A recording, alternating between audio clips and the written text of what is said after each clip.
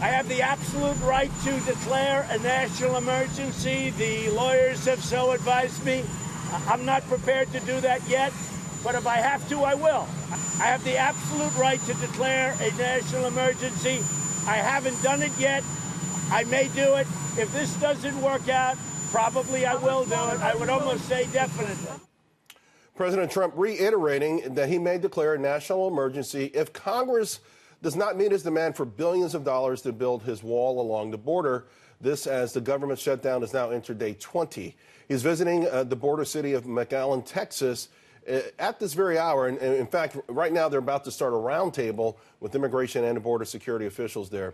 We'll be monitoring this event for you, and we'll bring you up to date all the highlights throughout the hour. But first, I want to bring in Republican Congressman Sean Duffy. Congressman Duffy, you know, the bluster, the vitriolic nature of it, that stuff seems to be getting worse as this deepens, making many people wonder when or if there ever can be a resolution to it.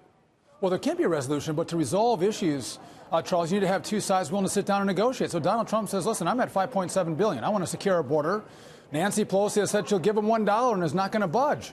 It's pretty hard to negotiate with that position. And I think it's important the president go to the border because he's actually doing what border agents are asking for in regard to allow them to do their job. And also being at the border, Charles, is so important because, you know, the left-leaning media is partnering with Democrats to message that Donald Trump should just open the border and not secure it, or open the government and not secure the border.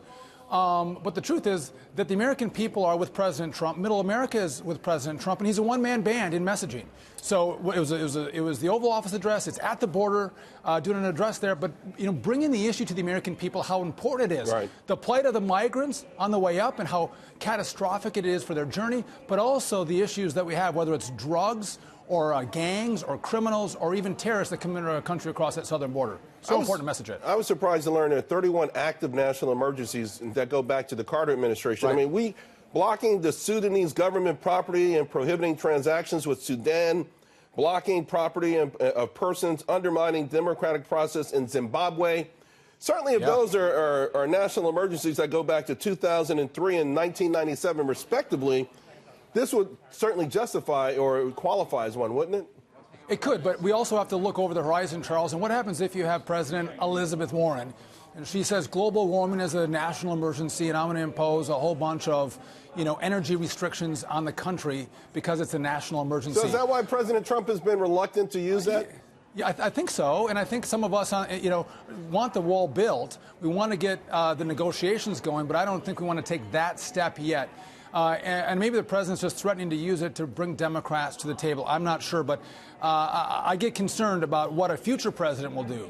If it was only the president doing the wall through national security claim, that's one thing. But again, what's the next president that's a Democrat going to do with that authority? Although the precedent has been set, I mean, 16 years of blocking certain people from Zimbabwe from you know, buying property.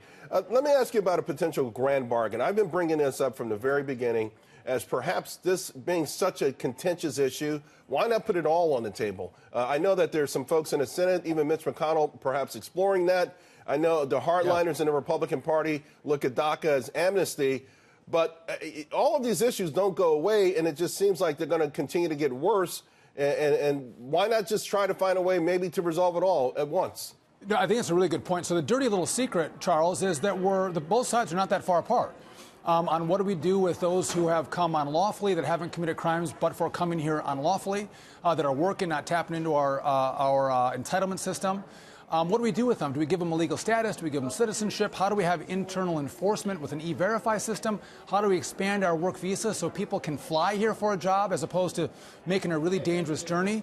But the critical point to get all that stuff done is border security. Right. We learned in 1986, 87 with Ronald Reagan, he gave amnesty today for a promise for border security tomorrow, and border security never came. It never came. And so if you secure the border, DACA, those who are here that are not DACA kids, all that's on the table, and we're not that far apart. We can resolve this. But again, you need a negotiating partner. And when Nancy Pelosi says, I'm just not going to negotiate, and not because I don't agree with walls or that walls work, it's that I hate the president. I don't want to give him a perceived win. So I'm going to stick with my position and give you nothing. Well, that's a really hard place to negotiate from. And Charles, the American people want fairness. And they assess both sides and go, Trump's willing to negotiate, but Nancy's not. I think that doesn't bode well for her. It feels like the public opinion pendulum is swinging now toward President Trump. So to your point, I know Nancy Pelosi likes to put a finger in the wind. She may not like the way the winds are blowing. Congressman Duffy, may not. Thank you very much. Really appreciate it. Thanks, Charles.